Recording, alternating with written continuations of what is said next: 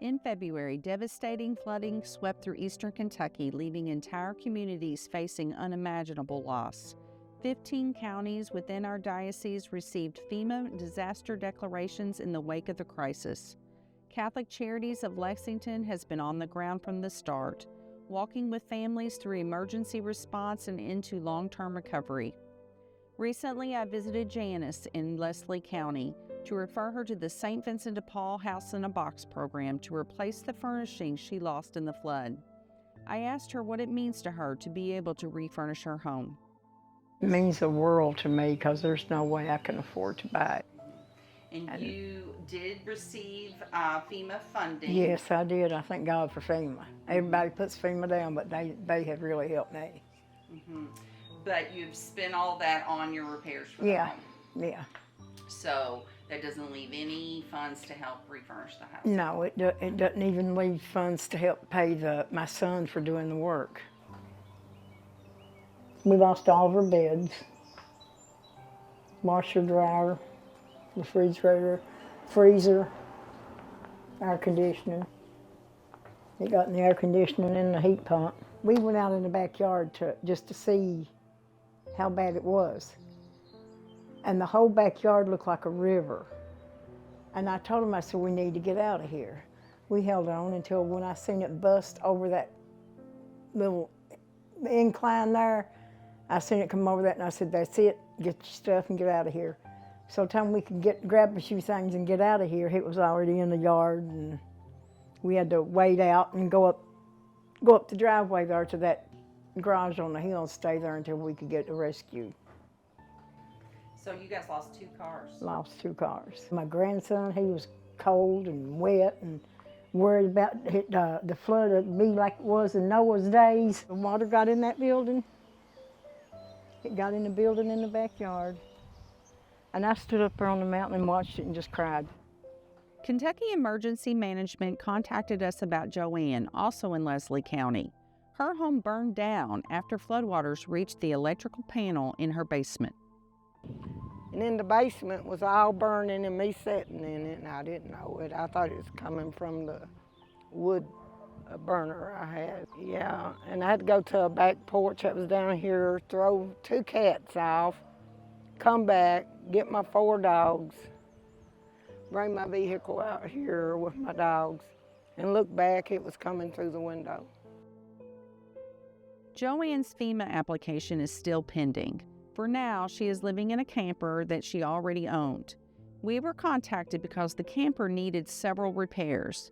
Before showing us the repairs that we funded, Joanne wanted to show us the toilet she was using prior to the repairs.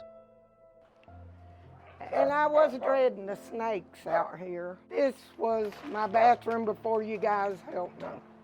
And that's where my son stays up there when he comes to help me. This is my bathroom now. After you all helped, I had to have a new commode. They put me in a new commode. These 2 lights sure wouldn't work, and he fixed these 2 lights and fixed this vent over here for me. So you still don't have hot water? I've got a line that's running on top of the ground. I've got a little bit of hot water long enough to jump in, take a shower, and get out. Different ones just tried to fix that leak, and I can't. It still leaks, so I put a tarp over it. Does that work? Yeah, the tarp. Oh, good. Yeah.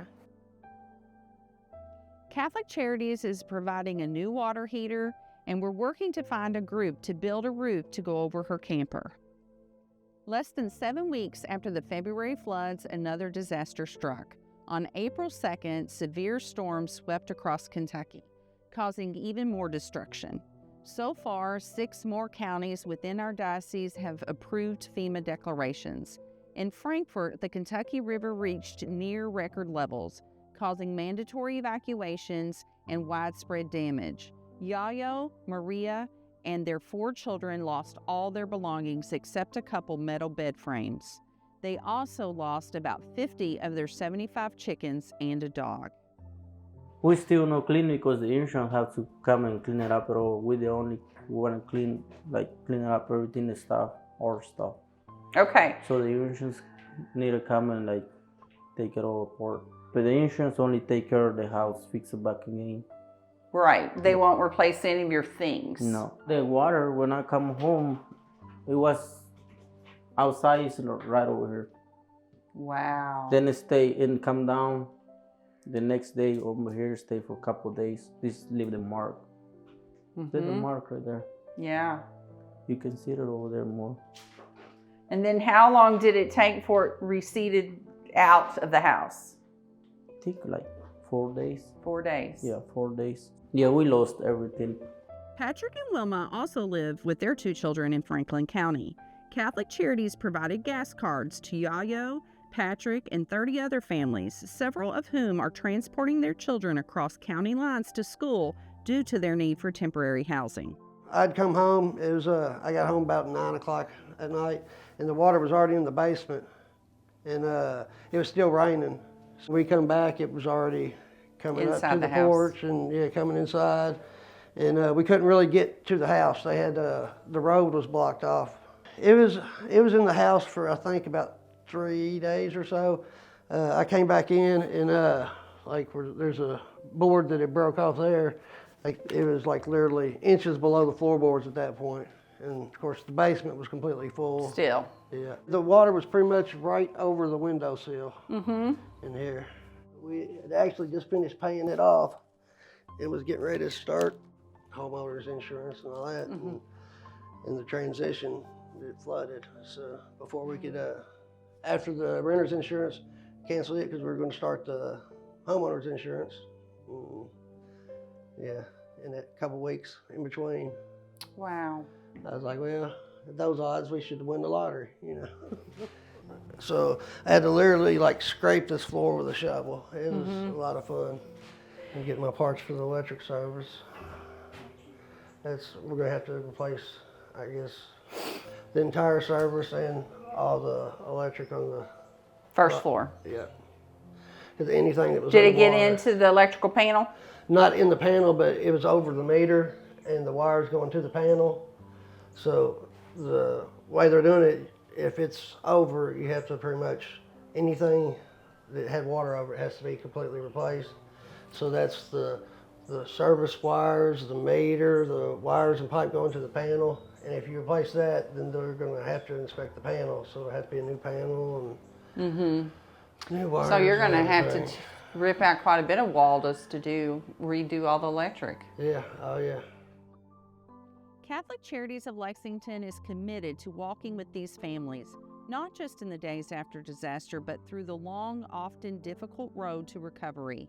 Please consider giving to support our efforts to restore homes, hope, and dignity for families across our diocese who have lost so much.